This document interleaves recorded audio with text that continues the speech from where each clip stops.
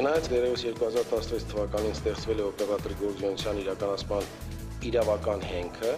սակայն մինչև այժմ ոչ մի լիազորված տնտեսական օպերատոր չի հաշվառվել։ Այն, որ ոչ մի բիզնես մինչև այսօր չի դիմել ստանալու տարատեսակ մաքսային արտոնություններ խոստացող լիազորված տնտեսական օպերատորի կարգավիճակը, նշանակում է մի բան խանգարում է, չէ՞, կառավարության տնտեսական բլոկի պատասխանատուների առաջ հարց է բարձրացրել Կարեն Կարապետյանը։ Պետք է պարզել խոչընդոտներն ու վերացնել դրանք։ 2 ամիս հետո զեկուցել, քանի տնտեսվարուղի գրավեց պետության առաջարկը։ Օրվա ու առհասարակ մինչև հիմա հնչած մյուս հանձնարարականների կատարման համար վարչապետը վերջնաժամկետ սահմանեց փետրվարի ավարտը։ Գործարար ակտիվությունը երկրում խթանելու համար պահանջեց նաև դեսպանատներն ու Սփյուռքի նախարարությունը միանան այս փուլում քննարկվող ներդրումային ծրագրերի նկատմամբ դրսում հետաքրքրություն առաջացնելու գործին։ Հայաստան բերեն ինչպես մեր հայրենակից, այնպես էլ օտարազգի ձեռներեցների։ Փող աշխատելու պայմանները ստեղծում են, օրացույցում էլ գործարարի համար տոն առանձնացրին Մանթաշյանցի ծննդյան օրը։ Առաջարկվում է,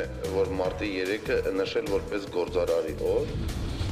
Պարզվել է, որ նշված բեռի ծագման երկիրը հանդիսանում է ոչ թե Արաբական Միացյալ Էմիրությունները, այլ Չինաստանը։ 13 տոննա առանցքակալը գործարարը փորձել է Հայաստան ներկրել Էմիրաթականի անվան տակ, հավանաբար, որ խուսափի լրացուցիչ վճարներից։ Բանն այն է, որ չինական այդ ապրանքն ընդգրկված է ԵԱՏՄ-ում ինքնարժեքից ցածր գնով վաճառելը կանխելու հակադեմպինգային քայլեր պահանջող ցուցակում, իսկ դա նշանակում է մաքսային վճարից բացի ներկրողը պետք է նաև մաքսային արժեքի 41.5%-ի չափով գումար վճարի։ Կասկածելի բեռը դեռ մեղրու մաքսակետում ֆիքսած պեկի տեսուչները պարզել են նաև, որ առանցքակալների կեսից ավելին գործարարը ձևակերպել էր ավելի քիչ մաքսատուրք ունեցող այլ ապրանքի ծածկագրով։ Երևան քաղաքում 357 աջակցություն, Տավուշում 500 աջակցություն,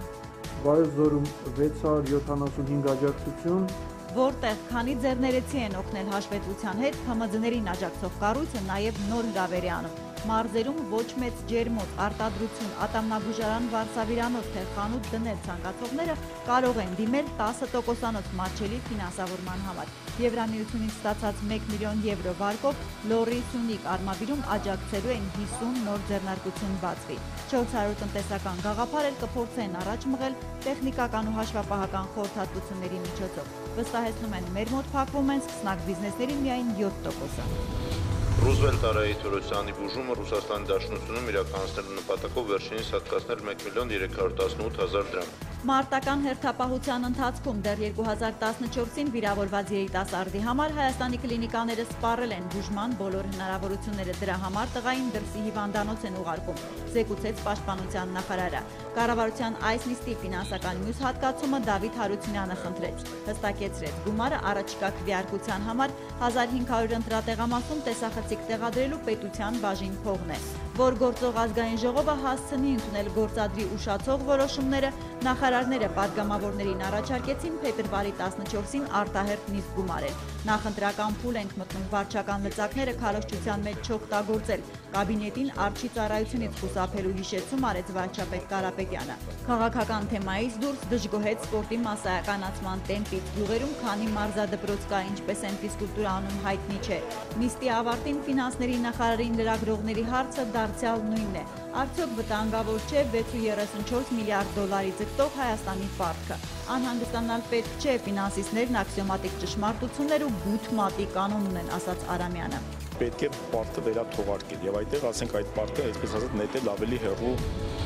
Պետական բյուջե լրացուցիչ կմուտքագրվի շուրջ 500 միլիոն դրամ։ Պետգանձարանն այս տարի արդարադատները կես միլիարդով կհարստացնեն ոչ ավել, ոչ պակաս չվճարվող տուգանքների հաշվին։ Սովորաբար գումար չունեցող իրավախախները ստիպված են լինելու ֆինանսական պարտքը տալ հանրային աշխատանքի ձևով։ 3000 դրամ տուգանքը 3 ժամ աշխատանք բանաձևով։ Առավելագույն պատիժնի դեպ չի կարող գերազանցել 2200 ժամը։ Մեկ այլ փոփոխությամբ Արփինե Հովհաննիսյանը կարգավորեց դատապարտյալի հարազատի հետ երկարատև տեսակցության թեմային առնչվող մի հարց, որպեսզի հերթեր չառաջանան նման թույլտվությունն արդեն քրեակատարողականի պետից բացի կտա նաև նրա տեղակալը։ Քաղաքացիական օրենսգիրքն էլ պետգույքի վարչությունն է ուզում լրացնել, որ խելացի մենեջերները շահագրգռված լինեն կառավարել պետական բաժնեմասով հիմնարկները։ Հատկապես ֆինանսատնտեսական ճգնաժամից հետո աշխարհը գնացել է հավատարմագրային կառավարման պայմանագրի ազատության եւ ազատականացման ճանապարհով, ինչ ամբողջությամբ հաշվի առնված մեր նախագծում։ 20-30-40 ժամ տևում է։ Հիմա 10 րոպեում կարող է պատրաստել։ Հայ թխկող հաստոցը Էջմիածնի 5-րդ դպրոցի արհեստագործ աշակերտներին վարչապետի նվերն է, դպրոցականներին Կարեն Կարապետյանն այն խոստացել էր Աշնանը ոսկերչական էքսպոյում տեսնելով երեխաների ձեռքի հմուտ աշխատանքը։ Վերաբերմունքից ոգևորված երիտասարդ փայտագործները որոշել են տեխնիկային այնպես վարժվել, բանակից հետո կահույքագործ կամ մանրահատակի վարպետ դառնան։ Հետագայում էլ սա ինձ կօգնի, որպեսզի ինձ աշխատանք գտնեմ եւ սրանով վաստակեմ իմ հացը։ Վերահսկիչ պալատը 10 տարի ղեկավարելուց հետո զբաղեցրած պաշտոնից հրաժարվելու դիմում է ներկայացրել Իշխան Զաքարյանը։ Նրա որոշման մասին հայտարարվել է ազգային ժողովում։ Զաքարյանի անունից տարածված հայտարարությունում ասվում է. նման քայլի է դիմել առաջիկա խորհրդարանական ընտրություններին աջակցելու քաղաքական իր թիմին, փորձելու է այնպես անել ազատ ու արդար ընտրությամբ տեղ հասնել յուրաքանչյուր քաղաքացու քվեր։ Փետրվարի 9-ին NASDAQ OMX Արմենիայի հարթակում արտարժույթի առվաճառք չի իրականացվել։ Փետրվարի 10-ի համար տարադրամային շուկայում ձևավորված միջին փոխարժեքներն ըստ կենտրոնական բանկի հետևյալն են։ Թանկարժեք մետաղների համար էլ Արդշին բանկն առաջարկում է հիշյալ գնանշումները։